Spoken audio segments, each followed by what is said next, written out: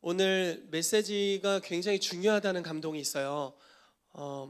왜냐면 하나님께서 금요일 날 이제 목요일부터 뭔가 예언적인 사인들을 주시더라고요. 교회 앞으로 방향성, 그리고 지금 시즌에 하나님이 주시는 축복에 대한 그런 명확한 감동들을 주기 시작하셨는데, 재밌는 건 목요일 날 이제 HIM에서 유튜브 예언 사역을 이제 저희가 하잖아요. 근데 저희만 하는 게 아니라 제가 너무나 사랑하고 존경하는 이준규 목사님께서 같이 또 하세요. 목요일마다 매주 하고 계신데 제가 이제 요한이를 씻기기 전에 이제 밤에 이제 애기 목욕을 시키잖아요.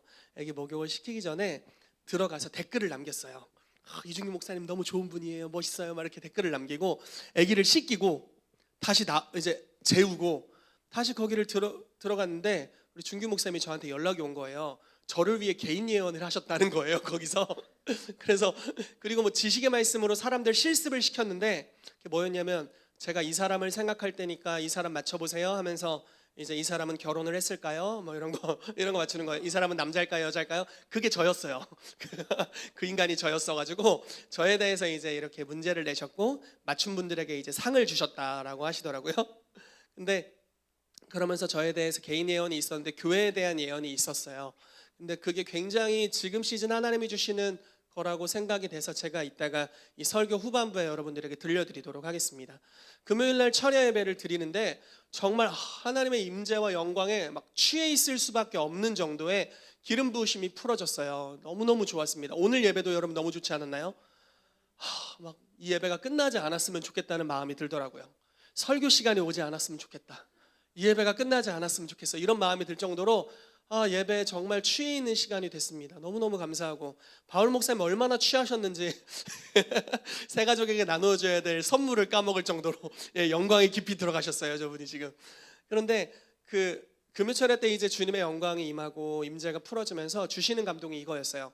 코로나 바이러스가 시작된 즈음부터 저희가 온라인과 오프라인 예배를 계속했죠. 쉽지 않은 결정이에요. 그래서 저희 부모님도 저도 이제 많이 염려하는 마음이 있었고, 그래서 우리 그냥 오프라인으로 다 전환을 하고, 우리 성도님들 잘 훈련되신 분들이니까 그냥 어디를 가든지, 가정에 있든지 어디를 있든지 그냥 각 처소에서 다 예배하게 하면 어떨까, 이런 이제 생각이 들었었는데, 바울 목사님께서 금요철회를 또 진행하시고 우리 금요예배를 진행하시고 또 이렇게 예배를 쭉 이끄시면서 주시는 감동이 있었던 거예요. 이럴 때일수록 나라를 위해 기도해야 되고 교회가 모이기를 힘써야 된다는 감동을 주셨어요. 그래서 지금 여러분 보시다시피 의자가, 우리 청소하시는 분들이 의자를 어느 순간부터 이렇게 띄워놓기 시작했고 열을 체크하고 이러면서 우리가 들어오기 시작하죠. 그렇지만 예배를 드리고 있습니다. 그래서 이 가치를 지켜야겠다, 모이기를 힘쓰는 이 가치를 지켜야겠다, 뭐 이것이 좀 바이러스로 어려움이 있더라도 이걸 지켜야겠다는 감동이 있었고, 그래서 우리가 쭉 지켜가고 있습니다. 그런데 주님이 주시는 감동은 사도행전 4장과 5장에 보면 사도들이 핍박을 받아요. 핍박을 받는 이유는 예수의 이름으로 말하기 때문에 핍박을 받습니다. 그래서 예수 이름으로 말하지 마, 말하면 죽어, 이렇게 이제 이런 박해를 받기 시작했는데, 그들이 아주 뚜렷하게 이렇게 표현합니다. 우리가 너희에게 순종하는 것이 옳은지 하나님에게 순종하는 것이 옳은지 너희가 생각해봐라. 우리는 예수의 이름으로 말할 것이다 라고 선포하고 두드려 맞고 나가자마자 바로 예수 이름으로 말합니다. 그리고 다음 장에는 옥에 갇혀요. 감옥에 갇혀요. 예수 이름으로 말하지 마, 니네 말았으니까 옥에 가둘 거야. 갇혔는데 천사가 그걸 풀어줘요. 그래서 나가서 또 말해요. 또 말하다가 또 잡혀와. 그 말하지 말라니까 했더니 말할 거야, 이렇게 이제 이렇게 대치가 일어나고 죽이려고 했는데, 이제 가말리엘이라는 한 랍비, 유명한 랍비가 이제 이야기를 한 걸로 인해서 잘 만류해 준 걸로 인해서 그들이 살아나게 되고 채찍을 맞고 다시 풀려납니다. 풀려나자마자 예수 이름으로 말하기 시작해요. 참 고집도 그런 똥고집이 없죠. 그러니까 여기는 순교자의 각오죠. 순교의 각오입니다. 주님이 말하라고 하시는 것들, 천국의 가치에 대해서 그 어떠한 것이든지 타협의 여지는 없다라는 사도들에게 주신 그 증인으로서의 사명감이었어요. 그런데 놀라운 것은요, 4장과 5장에 타협하지 않고 계속 예수 이름으로 말할 때마다 더 큰 기름 부으심, 더 큰 권능, 성령의 충만함이 계속 입혀지는 거죠. 그래서 이전에는 이제 사도행전 2장부터 초입 부분에는 베드로와 요한만이 성령의 능력으로 사역하는 장면이 나옵니다. 그런데 좀 더 가니까 사도들을 통해서 12사도를 통해서 표적과 기사가 행해졌다라고 나오고요. 사도행전 5장 6장부터 가면은 이제 7집사들이 등장하면서 7집사님들, 특별히 스데반과 빌립을 비롯한 7집사님들을 통해서 민간의 표적과 기사가 행해진다라는 표현이 생겨요. 즉 충만함이 계속 덧입혀져요. 와, 사도행전 2장에 성령 충만 받으면 끝나는 줄 알았는데 막 더 큰 능력이 부어지는 거예요. 더 큰 능력이, 더 큰, 타협하지 않고 믿음으로 그 대립된 걸 돌파해낼 때마다 하나님으로부터 더 큰 축복들이 오기 시작하는 겁니다. 그리고 성도들이 점점 늘어날 뿐만 아니라 가난한 자가 사라져요. 이게 사도행전 2장에서 5장까지는 하늘의 역사입니다. 가난한 자가 없어졌어요. 경제적인 놀라운 축복이 함께 따라오게 되죠. 그러다가 이제 핍박이 극에 달하는 때가 사도행전 8장, 7장, 8장이 일어나게 됩니다. 그 드디어 사람 하나가 죽어요. 스데반이 죽습니다. 순교를 당하게 되고 그 순교를 당하게 하는 주동자가 바로 사울이었죠. 나중에 바울이 되는 인물입니다. 이 사람이 참 사람의 열정이라는 것은 예수님을 믿을 때나 믿지 않을 때나 변함이 없는 것 같아요. 워낙 열정적이어서 예수 믿는 자를 다 죽이기로 또는 잡아 집어넣기로 결정을 하죠. 그래서 열정적으로 예루살렘 교회를 핍박했는데 얼마나 핍박이 심했는지 12사도 외에는 다 떠나갔어요. 근데 그것이 축복이 됩니다. 그래서 교회가 예루살렘, 온 유대, 사마리아 땅끝까지 이르러 증인이 되리라 말씀하셨는데 예루살렘에만 머물러 있었죠. 근데 이걸 드디어 넘어서게 돼요. 담장을 넘어서는 축복의 결과가 일어나게 되는 것에 대해서 이제 성경이 기록하고 있습니다. 그런데 저희 교회가 바로 이런 시즌이에요. 더 큰 충만함이 지금 부어지고 있어요. 예배 때마다 모르겠어요. 예배팀이 뭘 더 준비하시는지 모르겠는데 뭐 더 좋은 거 드시고 오는지 모르겠는데 임재와 기름 부으심이 훨씬 좋아요. 물론 이전에도 너무 좋았는데 지금은 미친 것 같아. 저 솔직히 우리 교회 예배가 제일 좋아요. 뭐 주책이라고 해도 소용없어. 우리 교회니까. 진짜예요. 농담 아니라 우리 교회 예배 제일 좋아요. 너무너무 행복해요. 그리고 예배드리는 이 여러분들과 함께 예배드리는 너무 행복해요. 성령 안에서 자유롭게 외치고 소리치고 저기 우리 정인성도님 막 예수님을 막 부르짖으란다. 금요예배도 너무 재밌었어요. 소리 지르는 자매 한 명이 오셔서 버럭버럭 소리를 지르면서 사방을 쳐다보면 소리를 지르며 예배하시더라고요. 너무 좋았어요. 성령 안에서 자유롭게 예배드리는 이 분위기, 함께 모든 성도가 예수 그리스도를 바라보고 높여드리는 것, 예배팀이 하나님의 영광으로 우리 또 인도해 주는 것들, 너무너무 행복한 시간이었어요. 이렇게 더 큰 충만함이 지금 교회 가운데 임하고 있는데 바이러스로 인해서 하나님의 나라 그 영광을 담아내는 플랫폼의 변화가 있을 거예요. 예전에 금요철에 한번 예언을 한 적이 있는 것 같은데요. 하나님의 영광을 담아내는 방식의 여러 변화들이 있을 겁니다. 이미 온라인에서 많은 모임들이 일어나고 있죠. 그런데 이제 주님이 예언하시는 것은, 저희에게 말씀하시는 것은 뭐냐면 다양한 모임들을 개척할 마음을 가진 자들은 지금 시즌이 딱 적합한 시간이라는 거예요.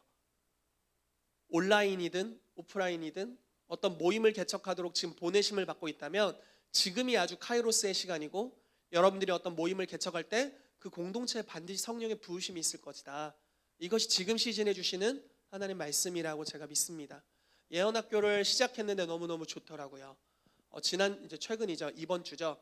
수요일 토요일 예언학교 시작했는데 너무너무 좋았고요.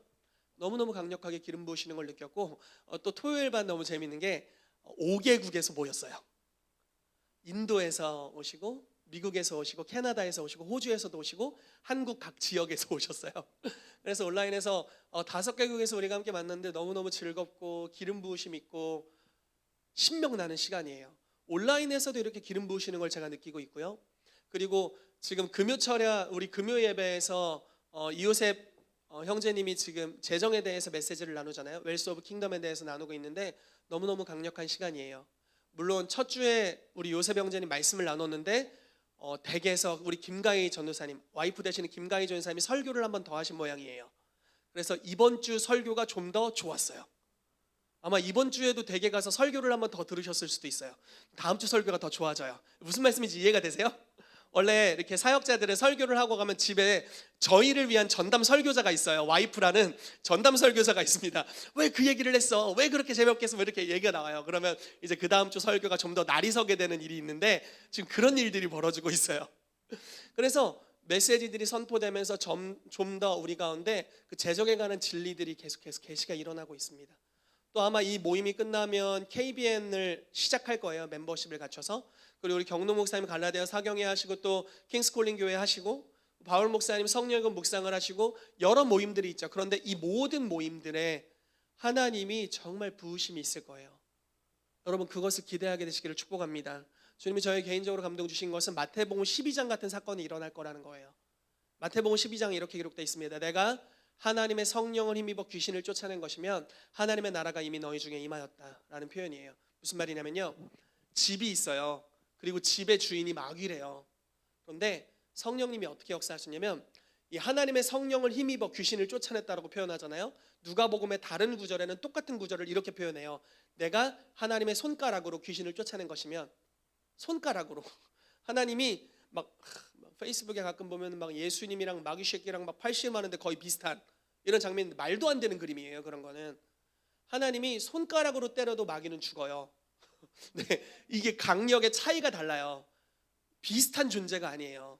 그냥 우리를 훈련시키기 위해 잠깐 지옥에 보내지 않는 훈련 상대 정도예요. 걔네는. 믿으십니까? 아멘. 그래서 하나님의 손가락을 우리가 힘입을 수 있으면 귀신의 집과 세력을 완전히 압도해 버릴 수가 있어요. 그 정도의 권능을 지금 말씀하신다고 저는 느껴요. 그래서 세간을 늑탈하기 위해서 집주인을 결박하는, 귀신을 결박하고 세간을 늑탈하는 일들이 우리 가운데 이루어지게 될 건데 다 설교를 할 수 없으니까 마태복음 12장의 하반절에 보면요. 듣고 계시죠? 이게 지금 여러분들을 위한 메시지를 나누는 거예요. 네. 이 사람 뭘 떠드나 본문도 안 읽고 이럴 수 있는데 여러분들을 위한 메시지를 나누고 있는 겁니다. 이게 아마 사업과도 관련이 있을 거고 뭐 창업과도 관련이 있을 거고 정말 많은 영역에 새로 시작되는 모임에 다 관련이 있을 거예요. 그러므로 여러분들이 이때 어떻게 반응하는지, 예를 들어 모임을 시작하시는 분도 있겠고 새로 시작된 모임에 참여하시는 분도 있겠죠. 그 모든 이들에게 하나님이 주시는 특별한 부으심이 있을 겁니다. 그래서 여러분 하나님을 기대하셔야 돼요. 근데 어느 정도의 것이 임하냐면 나의 삶을 그냥 내 생각이 요즘 마귀적이었다가 하나님적이었다 왔다 갔다 이 수준이 아니라 압도하시는 권능이 풀어질 거라는 거예요. 와, 이거 성령님이 아니고서는 내가 이렇게 예수님께 환장해서 있을 수가 없는 건데, 이런 수준의 하나님의 권능이 지금 약속되고 있고, 그 마태복음 12장에 그 하반절에 뭐라고 표현되냐면 성령을 소멸하는 죄에 대해서 나오고 있어요. 성령을 회방하지 마라. 즉 다른 말로 표현하면 너희가 어디를 가든지 성령님의 역사를 인정하고 환영하면 하늘에 계신 너희 아버지께서도 너희를 어디를 가든지 인정하고 환영해 줄 거다라는 말씀이 있습니다. 그러니까 여러분들이 모임을 개척하는 자든 참여하는 자든 거기 분명히 성령님의 운행하심이 있을 거예요. 그리고 뭔가 초자연적인 지시들이 함께 할 수 있을 겁니다. 그때 성령님을 존중하시면 압도하는 영역으로 갈 거예요. 처음에는 세미한 소리와 같이 작은 감동의 여파일 수 있어요. 그러나 믿음으로 순종하면 압도하는 차원으로 가게 될 겁니다. 그러면 정말 막을 수 없는 성령의 흐름들이 풀어지게 될 거예요. 제가 제 삶에서 이러한 흐름들을 여러 번 경험을 해봤습니다. 그런데 정말 한 번 흐름을 타면 이건 막을 수 있는 차원이 아니에요. 막으면 그 막은 영의 역사는 금방 무너져요. 그리고 다시 돌파가 일어나고 새로운 차원으로 일어나는 그런 하나님의 뭔가 부흥의 시즌이라는 감동이 있습니다. 그래서 오늘 그 말씀을 준비했는데요. 여러분 큰 은혜가 되시기를 축복하고요. 여러분들의 삶에 잘 적용되기를 축복합니다. 네, 아멘. 담장을 넘어가는 시즌입니다. 자, 예언적 공동체의 유업에 대해서 나누게 될 거고요. 우리가 많이 나누는 그 시즌을 변화시키시는, 계절을 바꾸시는 하나님에 대해서 이야기할 거고요. 사도행전의 영적 계절이 어떻게 변화되어 갔는지 특별히 사도행전 8장에서 11장까지의 말씀을 중심으로 나눌 거고요. 킹스주빌리 교회가 어떻게 가야 되는지 나누도록 하겠습니다. 아멘. 자, 예언적인 공동체의 유업에 대해서 나누기 원합니다. 사무엘상 22장 1, 2절 말씀 같이 읽어보겠습니다. 시작.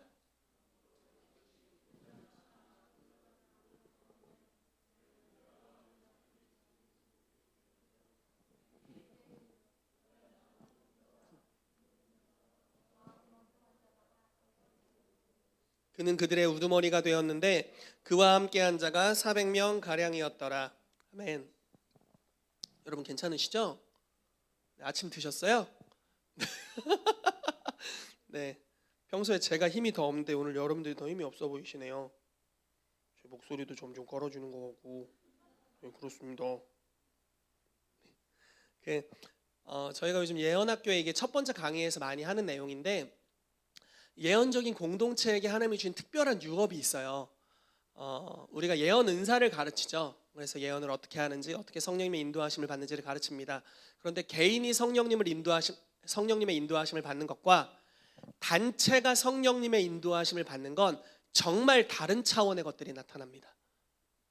공동체가 성령님의 인도하심을 받으면 개인이 성령님의 인도하심을 받는 수준과는 차원이 다른 수준의 권능과 열매가 풀어져요. 그런데 하나님께서 이 공동체를 여태까지 그렇게 인도해 오셨고 앞으로도 그렇게 이끌어 가실 거예요. 그것에 대해 잠깐 나누고자 합니다.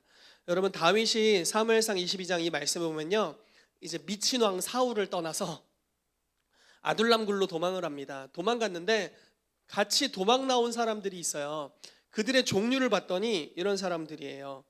환난 당한 모든 자, 빚진 모든 자, 마음이 원통한 자가 다 그에게로 모였다라고 말씀하고 있어요. 여러분, 환난 당한 자, 빚진 자, 마음이 원통한 자들을 이끌어 보신 적 있으세요? 혹시 그들의 리더가 돼 보신 적 있으신가요? 이건 군대가 아닙니다. 이제부터 여긴 군대가 아니에요.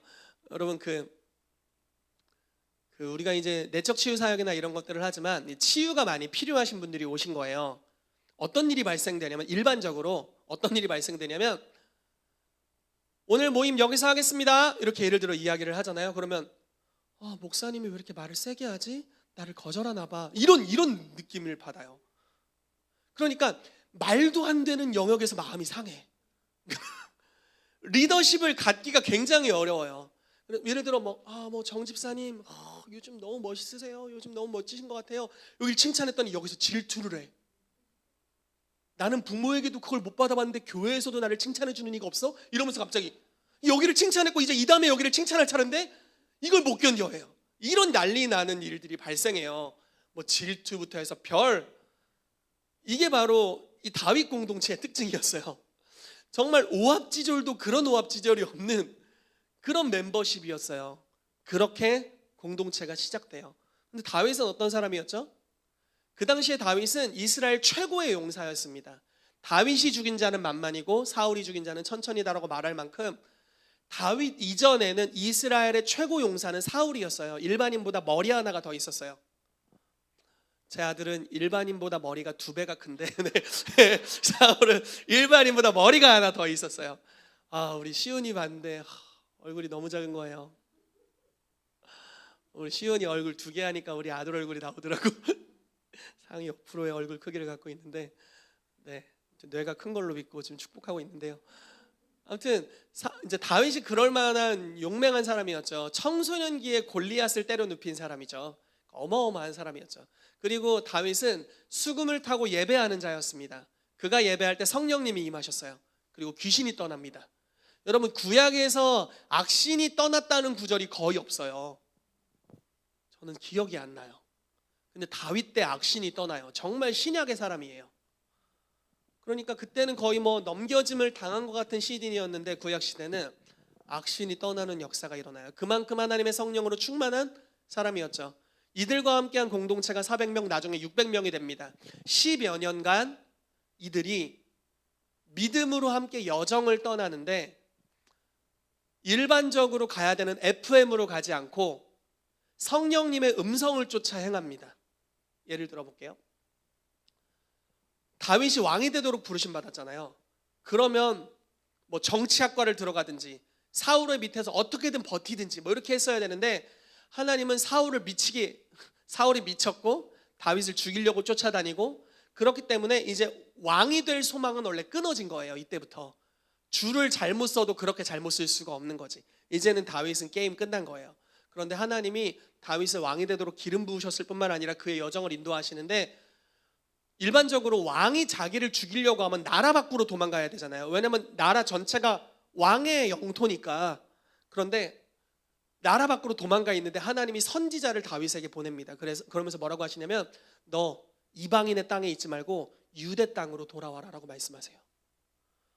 미치는 거예요. 왜냐하면 다윗은 맨날 3천 명의 군대를 따로 할당을 해서 다윗을 죽이려고 쫓아다녔어요. 정치를 안 하시고 이분이 3천 명의 군대와 함께 말 타고 다윗 죽이러 다녔다고요. 근데 유대 땅으로 들어가면 고발을 하죠. 그러면 다윗을 죽이려고 3천 명의 군대가 오고 또 도망가고 이런 삶의 피폐함의 반복이 10여 년간 지속된 거예요.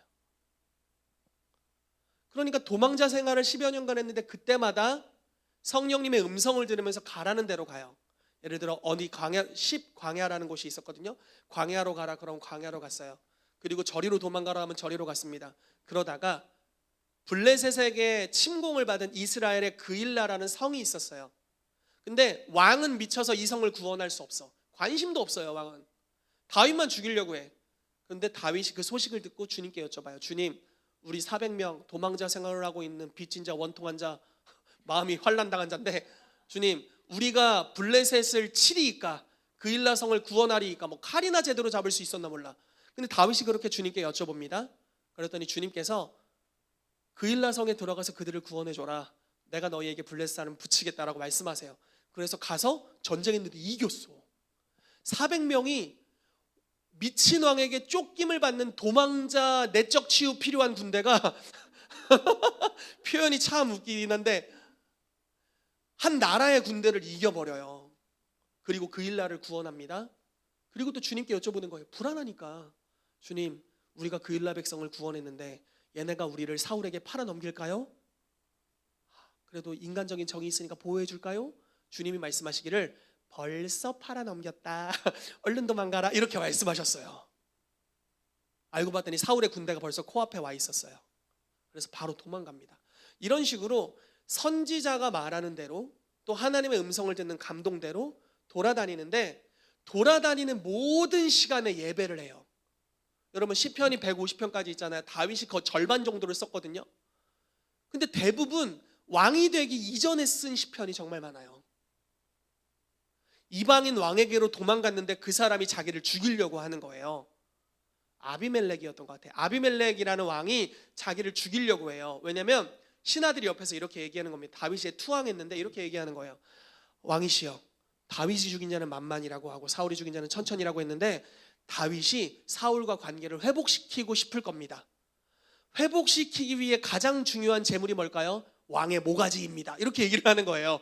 그러니까 위협이 되지. 아비멜렉이 위협이 되죠. 그래서 다윗을 죽여라 이렇게 하려고 하는데 다윗이 그 대화를 들어보니까 자기가 죽을 운명인 거야. 여기서는. 그래서 어떻게 하냐면 미친 척을 합니다.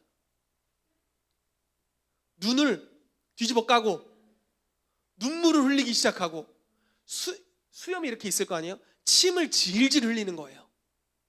그리고 동네에 가끔 바보 형들이 하는 소리 있잖아요. 이렇게 이런 소리들, 그런 소리를 내면서 벽을 긁었어요. 손톱이 뒤집어질 때까지 벽을 긁는 거예요. 아프지도 않은 척하면서 이러면서 막 긁는 거야. 네, 비슷한가요? 긁는 거예요. 긁으면서 미친 척을 계속 하는 거예요. 자기 미쳤다고 인정해 줄 때까지 계속 왕 앞에서 모든 그 권위 있는 신하들 앞에서 계속 긁으면서 미친 척을 하는 거예요. 이보다 비참한 삶이 어디 있어요. 계속 긁는 거예요. 긁다가 왕이 이제 다윗은 미쳤다라고 결론 내립니다. 야, 누가 이 미친 녀석을 나에게 데려왔어? 당장 쫓아보내! 해서 이제 병사들에게 질질질질 끌려서 이제 왕궁 밖으로 내쳐졌을 거 아니에요. 그러니까 질질질 끌려서 푹 내쳐지니까 텅텅텅텅 이렇게 됐겠죠. 그리고 이제 왕의 병사들은 들어갔겠죠. 그리고 나서 일어나면서 하나님을 찬양합니다. 먼지를 털고 일어나면서 나와 함께 주님을 높이세. 이게 다윗의 예배의 삶이었어요. 최악의 경우에도 최고의 예배를 드리는 사람이에요. 근데 다윗이 이렇게 극단적으로 예배하고 하나님을 높여드리고 성령님의 인도하심을 받고 사는데 400명이 따라가는 거예요. 함께 예배하는 거예요. 심지어 여러분, 압살롬이 자기를 배신했을 때도 하나님을 예배해요. 그냥 모든 삶에 일어나는 일들을 예배의 재료로 삼았어요. 이게 다윗이죠. 그리고 가는 곳마다 싸울 때마다 도망자 생활을 하면서도 항상 이기죠. 다윗 삶에 주신 은사입니다. 그런데 이들이 한 명만 그렇게 사는 게 아니라 공동체 전체가 다윗에게 들려지는, 또 공동체에게 들려지는 성령의 음성을 들으며 같이 가는 거죠. 같이 가는데 10여 년이 지났어요. 그리고 함께 계속 살았어요. 어떤 일이 발생했냐면 이 400명에서 600명의 사람 중에 30인의 용사라는 사람들이 나와요. 그리고 그 중에 3명의 용사, 또 다른 3명의 용사. 자, 용사들의 특징은 이렇습니다. 칼을 가지고 구덩이에 들어갔어요. 구덩이에 사자가 있었거든요. 젊은 사자가 있었거든요. 젊은 사자를 쳐 죽였어요. 이 용사 중 한 명의 특징이에요. 이스라엘이 어느 날 블레셋에게 대패 삼겹살 이런 거 아니고 패배를 해가지고 막 다 도망가요. 그런데 세 용사 중에 한 명이 있어요. 도망가길 원하지 않아. 칼을 잡고, 양손에 칼을 잡고 오는 블레셋 모든 군대를 다 죽였어요. 그리고 나중에 손을 봤는데 칼이랑 손이 붙어버렸어. 그 정도의 용사. 막대기를 가지고 전쟁터에 가요. 한 용사는요. 그리고 골리앗의 동생이 나왔어요. 다 거인이죠. 거인족이잖아요. 막대기 하나를 가지고 그의 칼을 빼앗아서 그걸로 그를 죽였어요. 이런 용사. 그리고 그 중에 세 용사가요, 다윗이 어느 날 이렇게 한탄하는 거예요. 그 당시 그가 태어났던 베들레헴이, 이제 다윗의 동네죠. 베들레헴이 블레셋에게 정복당했었던 것 같아요. 그러니까 이렇게 얘기를 하는 거예요. 내 고향의 우물물을 내가 마시고 싶다. 혼잣말이었어요. 누구 들으라고 하는 소리가 아니에요. 그냥 예를 들어 사역자 회의를 하면서 내가 베들레헴 우물물을 마시고 싶다 이렇게 한 게 아니에요. 약간 압박을 주는 그런 게 아니었다고요. 누가 떠다 주나 이런 게 아니었다고요. 그냥 혼잣말이었어요. 누가 베들레헴 마시고 싶다 이랬는데 세 용사가 나가서 전쟁을 일으킵니다. 3명이 가서. 그래서 블레셋 군대를 쳐 부수고 우물물을 떠서 와요. 여러분 생각해 보세요. 원래 어떤 사람들이었다고요? 환난당한 자, 빚진 자, 마음이 원통한 자. 억울한 사람들은 이기적이어져요. 아세요? 상처 입은 이들은 이타적이기가 어려워요. 왜냐면 상처가 있으니까 다시 당하고 싶지 않으니까. 그런데 이들의 삶이 완전히 변했어요.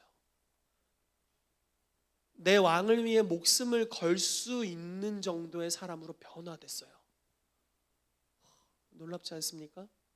이들의 싸움의 능력도 놀라운데 이들의 마음의 중심이 완전히 다른 사람이 됐어요. 충성된 자들이 되고 신뢰할 만한 자들이 되고 위대한 자들이 됐어요. 그래서 나중에 어떻게 되냐면요, 이들이 다윗이 왕이 됐을 때 다 부르심의 궁극적인 높이까지 가게 돼요. 그러니까 이런 경우들이 있습니다. 어떤 공동체는 열심히 막 섬겨요. 하나님의 나라를 열심히 섬겨요. 그랬더니 교회가 막 부유해졌어. 근데 성도들은 여전히 가난하고 부르심의 가장 밑바닥에서 기고 있어요. 이런 공동체도 있어요. 다윗의 공동체는 그러지 않았어요. 모두가 부르심의 가장 높은 차원으로 올라갑니다. 이게 정말 위대한 거예요. 여러분 요셉을 보십시오. 요셉은 꿈을 꿨죠. 그리고 요셉 홀로 총리가 됩니다. 이스라엘의 자기의 형제들과 자손들은 고센 땅에 머물고 잘 살 수 있게 했지만 애굽의 정치에 참여하거나 높은 차원의 부르심으로 가지는 못합니다. 이해되시죠? 다니엘은 그거보다 좀 괜찮죠? 다니엘은 자기가 높은 지위로 올라갈 뿐만 아니라 새 친구와 함께 가죠. 항상 연합했고 주님의 계시를 받았고 하나님의 나라의 통치 가운데 같이 참여합니다. 그래서 느부갓네살이 이끄는 바벨론 통치에 그들이 참여하죠. 좀 더 괜찮았어요. 다윗은 완전 다른 차원이에요. 400명, 600명이 다 가요. 이들이 다 용사가 돼요. 나중에 이 용사들이 예배 인도자가 돼요. 정말 안 어울려. 막 손가락 엄청 컸을 텐데, 손가락 막 굳은 살 베고 이랬을 텐데 막 이걸로 막 수금을 연주하면서 막 턱수염 막 이러고 막 칼 차고 막 수금 연주하고 막 이랬을 거예요. 그러면서 주님을 예배하고 칼을 들고 전쟁해서 하나님께서 아브라함에게 약속하신 모든 땅을 그 용사들이 다 정복합니다. 그래서 다 부르심의 궁극적인 목적지로 갑니다. 이것이 예언적인 교회 공동체에게 주시는 특별한 유업이죠. 한 사람이 하나님의 성령의 인도하심을 따라가면 아마 그 사람만 하나님의 컨버전스 가장 높은 위치에 궁극적인 부르심으로 갈 수 있을 거예요. 그러나 그 한 사람만 가서는 그 영역을 변화시킬 수 없죠. 나라를 변화시킬 수가 없어요. 그러나 교회 공동체가 함께 그렇게 믿음의 여정을 가게 되면 국가 단위로 변화시키는 역사가 풀어지게 됩니다. 그것이 바로 이 다윗을 통해 우리가 배울 수 있는 부분이죠. 하나님께서 저희 교회를 그렇게 인도하길 원하신다고 믿어요. 아멘. 우리 각자 부르심이 다 다양합니다. 하나님 나라라는 완전한 부르심에 각기 다른 종류의 은사와 기름 부으심을 가지고 있어요.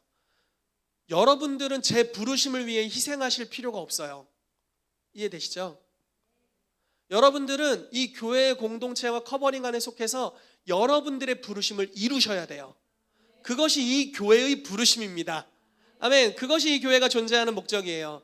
여러분들 막 저의 부르심을 이루기 위해 막 목숨 버리고 그러실 필요 없습니다. 우리 요한이를 위해 목숨 버리실 필요 없어요. 그건 제가 할게요. 여러분들 안 하셔도 돼요. 근데 여러분들의 부르심을 위해 그 영역에서 하나님의 영광이 드높여지도록 여러분들의 목숨을 주님께 드리셔야 돼요. 그래서 교회 공동체가 그 역할을 하게 되는 거죠. 우리가 함께 영적 계절을 바꾸시는 성령의 인도하심을 받으며 나아가면, 그 계절에 따라 믿음으로 반응하기 시작하면 공동체 전체 가운데 성령의 능력이 부어지는데 겹겹이 쌓이기 시작할 거예요. 축척이 일어나기 시작할 겁니다. 그리고 이게 터져 나오기 시작할 거예요. 예전엔 막 이럴 수 있겠죠. 나는 언제 변화되나? 내 성품은 언제 변화되나? 나는 언제 능력을 받나? 그러나 계속 믿음의 여정을 가다 보면 이게 꾸역꾸역 눌립니다. 막 눌려. 아직 안 나타났는데 기름 부심이 눌려요. 그러다 쌓여지다가 폭발해버려요. 여러분, 제가 우리 한국에 있는 예언사역자 중에 이준규 목사님을 가장 좋아합니다. 우리 준규 목사님이 얘기를 해줬어요. 자기가 CI라는 공동체에서 디모데반으로 이제 교회에서 살면서 훈련받는 코스가 있어요. 크리스찬 인터내셔널이라는 국제적으로 예언사역자를 가장 많이 길러내는 단체입니다. 거기에서 이 목사님이 훈련을 받았는데 10년 동안 있었대요. 근 2, 3년간 예언이 안 됐대요. 너무 웃기지 않아요? 지금은 뭐 유튜브로 그냥 보는 족족이 예언하시는 분이 그때는 2, 3년간 아무것도 안 들리고 안 보였답니다. 그냥 선지자가 와서 안수해주면 기도를 받았대요. 그리고 자기는 아무것도 안 들리고 안 보였대요. 근데 계속 손을 하도 꾹꾹 눌러주니까 2, 3년 뒤에 폭발하더래요. 제가 그분의 손을 이렇게 만지잖아요. 항상 뜨거워요. 항상 불타오르고 있어요. 그냥 육신의 온도가 아니라 성령의 능력으로 손이 항상 불타오르고 있어요. 너무너무 신기한 분이세요. 그러니까 어떤 일이 일어났냐면 공동체에 순복하고 공동체 안에서 꾸준 훈련이지만 들어가서 계속 훈련을 받는 거예요. 보이지 않고 들리지 않고 성품 변화된 게 없는데 계속 쌓이는 겁니다. 어느 순간 폭발해요. 그러면서 지금 정말 놀랍게 쓰임받고 계시죠. 여러분, 이것이 예언적 공동체에게 주시는 하나님의 유업입니다. 우리가 다 그 여정을 걸어가게 되기를 예수 이름으로 축복합니다. 아멘. 아주 이 서론 같은 장을 제가 너무 길게 갔는데 가보시죠. 자, 시즌을 바꾸시는 하나님입니다. 다니엘서 2장 21절 말씀 같이 읽어보겠습니다. 시작.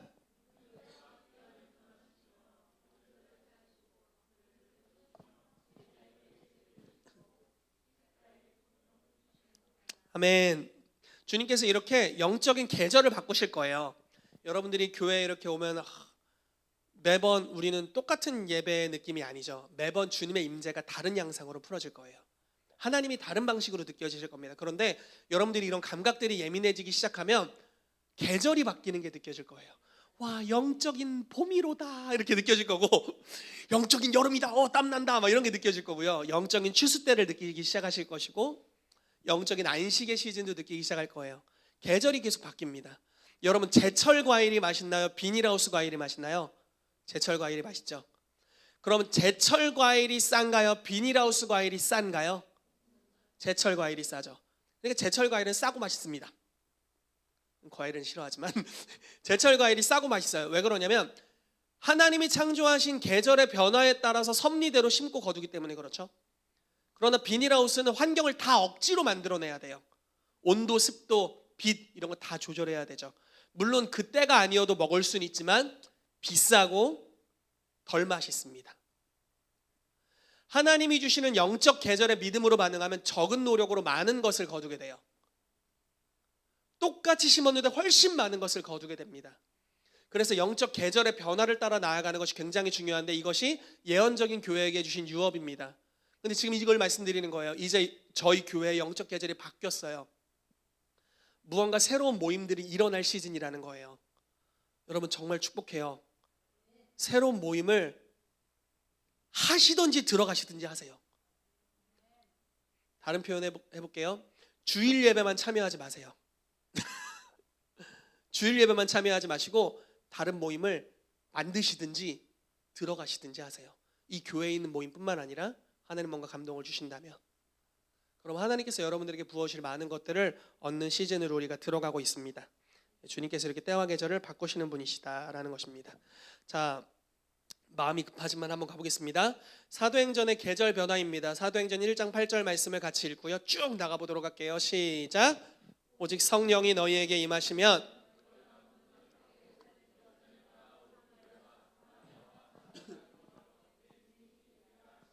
아멘. 여기 네 가지 영적 계절이 나오죠. 사실 5가지예요. 성령님을 기다리라고 말씀하시는 사도행전 1장의 영적 계절이 있었어요. 그리고 사도행전 2장부터 성령이 강림하시고 예루살렘, 이것이 아마 사도행전 한 6장까지 이루어졌던 것 같아요. 그리고 7장부터 유대와 사마리아로 흩어지더라라고 명확하게 표현되어 있습니다. 그래서 이제 흩어져요. 유대 사마리아. 자, 유대 땅으로 모든 제자가 흩어졌고 사마리아 땅으로 빌립이 갔습니다. 그리고 나중에 베드로와 요한이 가죠. 그리고 땅끝까지 어떻게 됩니까? 이방인들에게로 가기 시작하는데 베드로가 고넬료 이방인에게 찾아가게 되고요. 바울을 통해서 또 바울 이전에 유대 크리스찬들이 안디옥이라는 지역에서 헬라파 사람들에게, 이제 헬라인들에게 복음을 전하면서 이게 시작됩니다. 그리고 바울이 그 와중에 구원받고 그 교회 지도자가 되더니 또 선교사로 파송돼서 땅끝까지 복음을 증거하는 일을 하죠. 그래서 갑자기 예루살렘에만 머물렀었던 교회가 정말 여러 가지 은사와 다양한 직분의 형태로 기하급수적으로 열방으로 나아가게 돼요. 지금 바로 교회가 이런 시즌입니다. 자, 믿거나 말거나 가보도록 하겠습니다. 사도행전 8장 1절 읽어볼게요. 시작. 사울이 그의 죽임당함을, 그날에 예루살렘에 있는 교회에 큰 핍박이 나서 사도회에는 다 유대와 사마리아 모든 땅으로 흩어지니라. 아멘. 아까 말씀드렸는데 7장이 아니라 8장이네요. 어찌됐건 유대와 사마리아로 흩어졌습니다. 이제 스데반의 죽음 이후에 흩어졌죠. 자, 어떤 변화가 있는지 봅시다. 제가 읽어드릴게요. 사울이 교회를 잔멸할새 각 집에 들어가 남녀를 끌어다가 옥에 넘기니라. 그 흩어진 사람들이 두루다니며 복음의 말씀을 전할새, 자, 빌립이 사마리아로 들어갑니다. 여러분, 빌립이 사도행전 7장까지 뭐 하시는 분이었습니까? 집사님이죠. 이 집사님의 역할이 뭘까요? 헬라파 유대인들에게 쌀을 나누어 주는 일을 했습니다. 즉 구제의 역할을 하시는 분이었어요. 복음 전도자가 아니었어요. 이전까지 복음 전도자로 부르심 받지 않고 있었어요. 아마 가능성은 있었지만 그렇게 나타내 보여진 적은 없습니다. 그런데 이분이 흩어지면서 뭔가 성령님이 감동을 주셨겠죠. 사마리아로 가야겠다. 가서 복음을 전하는데, 여러분 생각해 보세요. 옛날에 전도 어떻게 했을까요? 구제하시는 분이니까 먹을 거 나눠주면서 전도했겠죠. 근데 갑자기 다른 방식으로 하기 시작해요. 변화가 생겼어요. 이때부터는 성령님이 다른 방식으로 일하기 원하셨던 것 같아요. 빌립이 갑자기 치유하고 귀신을 쫓으며 복음을 전도합니다. 권능으로 복음을 전도하기 시작해요. 방식이 달라집니다. 그래서 여러분들이 새롭게 뭔가를 시작할 때 성령님이 인도하시는 방식으로 하십시오. 이전의 방식이 아닌 이끄시는 무언가가 있을 겁니다. 그렇게 나가실 때 하나님 역사하실 거예요. 그래서 빌립이 사마리아 성에 내려가 그리스도를 백성에게 전파하니 무리가 빌립의 말도 듣고 행하는 표적도 보고 일심으로 그의 말하는 것을 쫓더라. 많은 사람에게 붙었던 더러운 귀신들이 크게 소리를 지르며 나가고 또 많은 중풍병자와 안진뱅이가 나으니 그 성에 큰 기쁨이 있더라 라고 말씀하고 있습니다. 빌립이 이와 같이 변화된 영적 계절을 깨닫고 자기의 행동을 달리합니다. 쭉 가보죠. 자, 14절에 17절입니다. 예루살렘에 있는 사도들이 사마리아도 하나님의 말씀을 받았다 함을 듣고 베드로와 요한을 보내매 그들이 내려가서 저희를 위하여 성령 받기를 기도하니 이는 아직 한 사람에게도 성령 내리신 일이 없고 오직 주 예수의 이름으로 세례만 받을 뿐이로라. 이에 두 사도가 저희에게 안수하며 성령을 받는지라. 자, 귀신은 떠나가고 치유는 일어나는데 성령 세례가 오지 않는 거예요. 굉장히 독특하죠? 귀신이 떠나가고 치유가 일어날 정도면 성령 세례를 받아야 되는데 하나님은 특별히 교회 리더들이 개입하길 원하셨던 것 같아요. 의도적으로 그 부분을 남겨두셨던 것 같아요. 그래서 베드로와 요한이 안수할 때 성령이 임하는 역사가 있습니다. 때로는 이런 사역들로 우리가 풀어져 갈 수도 있죠. 굉장히 지금 독특한 다른 사역들로 풀어져 나가는 거예요. 치유 축사였고 성령 세례를 받게 하는 일들입니다. 자, 쭉 보시죠. 사도행전 8장 26절에서 36절인데요. 자, 요약해서 말씀드릴게요. 빌립이 이제 주의 사자, 이제 천사가 나타나서 빌립더러 이르되 남으로 향하여 예루살렘에서 가사로 내려가는 길까지 가라. 거의 광야다 이렇게 말씀하시고, 광야로 갔더니 에디오피아 사람 곧 여왕 간다게의 모든 국고를 맡은 큰 권세를 받은 내시가 예배하러 예루살렘 왔다가 돌아가는데 병거에 타고 선지자 이사야의 글을 읽더라. 성령이 말씀하시는 거예요. 이 병거로 가까이 가라. 자, 이제 치유 축사가 아니에요. 이제 갑자기 예언적으로 인도함 받아요. 예언의 은사로 인도함 받습니다. 다르죠. 똑같은 사람인데 구제하는 일이었다가 치유 축사였다가 이제 예언으로 인도함을 받아요. 여기 치유하고 축사했다는 이야기가 없어요.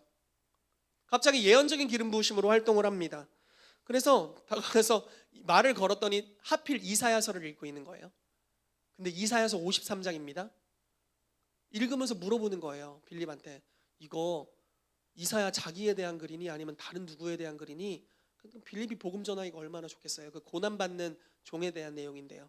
그러니까 빌립이 이제 마차에 올라가가지고 같이 얘기를 하는 겁니다. 이것은 예언자가 본인에 관한 것이 아니라 오실 메시아에 대한 거였고, 그분이 예수 그리스도신데 십자가에 못 박혀 죽으시고 부활하시고 승천하셨다. 다시 오신다.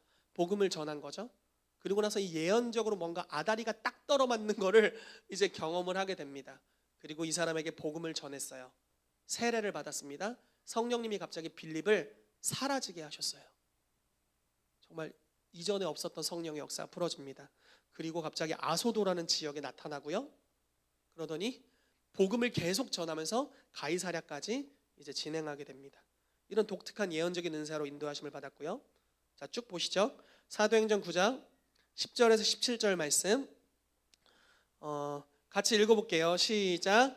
그때 다메섹에 아나니아라는 제자가 있더니 주께서 환상 중에 불러 가라사대 대답하되 주여 내가 여기 있나이다 하니 주께서 가라사대 일어나 집 가라 하는 거리로 가서 유다 집에서 다섯 사람 사울이라 하는 자를 찾으라. 저가 기도하는 중이다. 저가 아나니아라 하는 사람이 들어와서 자기에게 안수하여 다시 보게 하는 것을 보았느니라 하시거늘 아나니아가 대답하되 주여 이 사람에 대하여 내가 여러 사람에게 듣사온즉 그가 예루살렘에서 주의 성도에게 적지 않은 해를 끼쳤다 하더니 여기서도 주의 이름을 부르는 모든 자를 결박한 권세를 대제사장들에게 받았나이다 하거늘 주께서 가라사대 이 사람은 내 이름을 이방인과 임금들과 이스라엘 자손들 앞에 전하기 위하여 택한 나의 그릇이라. 그가 내 이름을 위하여 해를 얼마나 받아야 할 것을 내가 그에게 보이리라 하시니 아나니아가 떠나 그 집에 들어가서 그에게 안수하여 가로되 형제 사울아 주 곧 내가 오시는 길에서 나타나시던 예수께서 나를 보내어 너로 다시 보게 하시고 성령으로 충만하게 하신다 하니. 아멘. 지식의 말씀으로 가죠. 거리에 나가면 집가라는 거리가 있는데 거기에 다섯 사람 사울이 어느 지역에 어느 집에 있다. 유다 집에 다섯 사람 사울이 있다. 저가 기도하는 중인데 너에 대한 환상을 이미 보고 있고 너는 가서 그의 눈을 치유해줘라. 치유 사역으로부터 시작해서 그의 부르심을 예언해줘라. 성령의 충만함을 받게 해줘라 라고 성령의 세례까지 임하는 역사가 한 성도를 통해 풀어집니다. 이전에 아나니아가 어떻게 사역했는지는 나와 있진 않아요. 그리고 이후에도 나와 있지 않았으면 이 구절만 기록되어 있는데 이 한 번의 인도하심을 받는 사건이 지금 저와 여러분들의 구원과도 연관이 있을 정도로 나비효과 같은 역사가 일어나게 됐어요. 바울 한 사람의 구원이 그만한 일들을 했죠. 계속하시죠. 여러 케이스가 있습니다. 사도행전 9장 32절 35절인데요.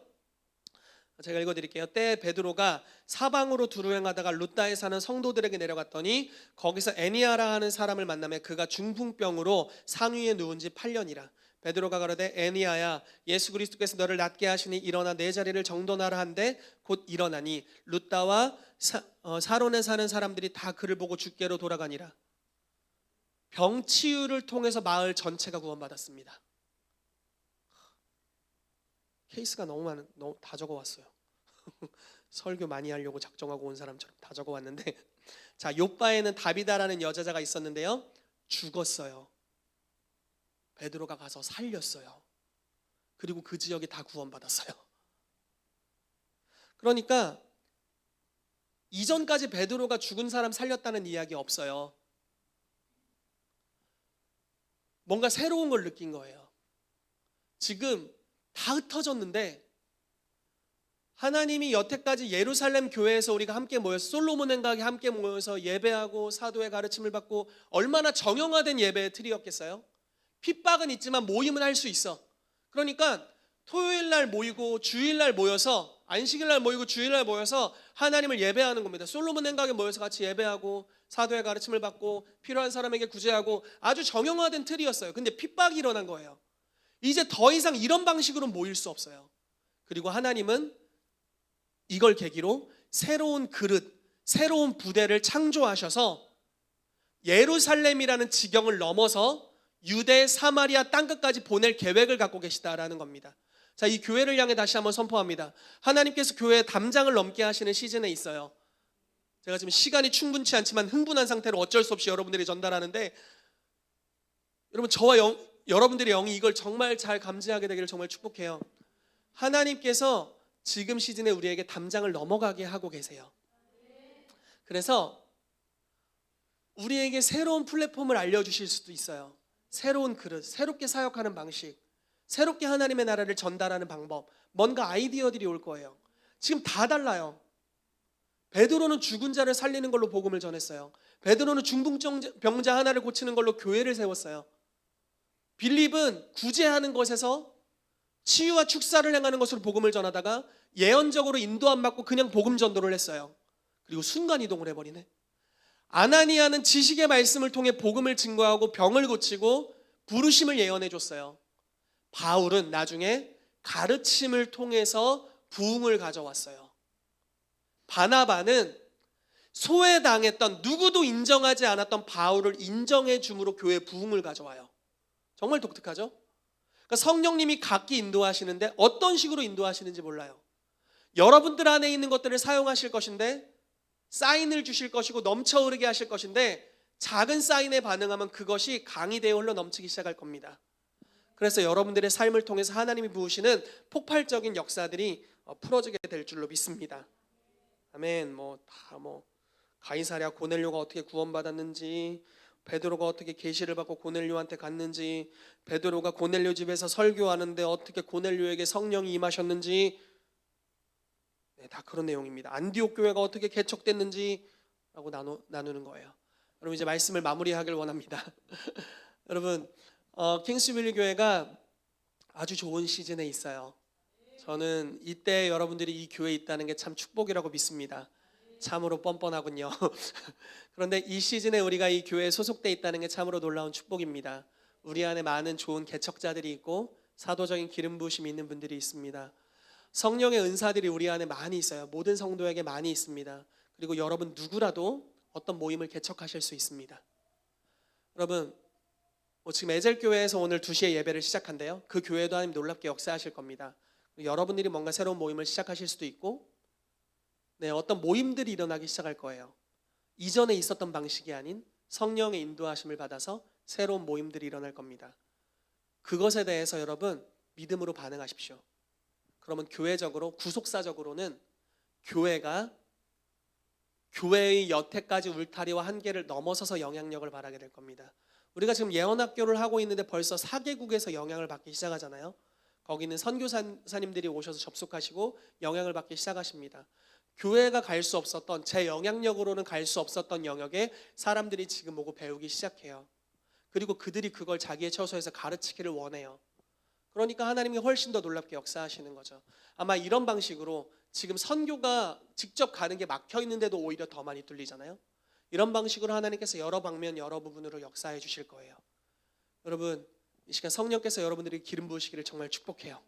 그래서 이 넘쳐 흐름 가운데 우리가 함께 나아가게 되기를 예수 이름으로 축복합니다. 마지막으로 우리 준규 목사님께서 저를 예언해 주신 그 영상이 있는데요. 한번 틀어주시고 저희 같이 기도하도록 하겠습니다. 교회와 관련된 내용들이어서 찬양은 여호수아 군대처럼을 저기 또 목사님 주시는 것 같습니다. 특별히 그 목사님의 교회 가운데 하나님께서 이제는 그 교회 안에서만 머무는 것이 아니라 오렌지 혁명에 나오는 교회처럼 교회 밖에서의 어떤 그 양도 끼치기 원하신다는 그런 것에 대해서 말씀하시는 것 같습니다. 그래서 사도적으로 이제는 그 지역 간에 영향을 주는 그런 사역들, 지역 간에 영향을 주는 그런 중보기도 영역으로 주님께서 그 교회를 이끄시고 목사님이 이끄시는 것 같습니다. 요사 군대처럼 그 대전을 정복해 가시는 정의태 목사님이 되시기를 예수 그리스도 이름으로 축복합니다. 우라라라스케키로아라라스케키로아바 특별히 나비 스타일로 예언을 주시는 것 같습니다. 사랑하는 나의 아들아, 사랑하는 나의 충성된 종아, 내가 너를 기뻐하며 내가 너의 가운데 새롭게 기름을 더욱더 허락할 것에 대해서 난 다시금 너에게 강조한다. 난 너에게 기름 부을 것이다. 난 너에게 기름 부을 것이다. 나는 너에게 더욱더 기름을 부을 것이다. 그래서 나는 너의 가운데 재생산이 일어나는 것을 더욱더 볼 것이다. 이제 너가 안수하며 너의 제자들 중에 너와 같은 자들이 더욱더 일어나게 될 것이고 또 그들이 또 너와 같은 자들을 놓게 될 것이다. 그러므로 말미암아 너는 정말 사도적인 사역이 어떠한 것인지 넌 너의 사역 가운데 발견하게 될 것이고 그로 말미암아 더욱더 나를 예배하게 될 것이다. 특별히 이 시즌 가운데 나는 너에게 선포의 능력을 허락하고자 한다. 너는 나의 감동을 따라서 선포하라. 불가능해서 선포하라. 그것이 이루어지는 것을 보게 될 것이다. 이렇게 말씀하십니다. 특별히 나비 스타일의 예언이라고 하는데요. 저는 일반적으로 많이 하지 않습니다. 굉장히 훈련을 많이 받아야만 이렇게 1인칭으로 예언하도록 권면하거든요. 그래서 그러나 훈련을 통과하면 이렇게도 예언할 수 있다는 것에 대해서 또 말씀을 드립니다. 계속 사역합니다. 하라스케 키로 하라라스케 키로 하라.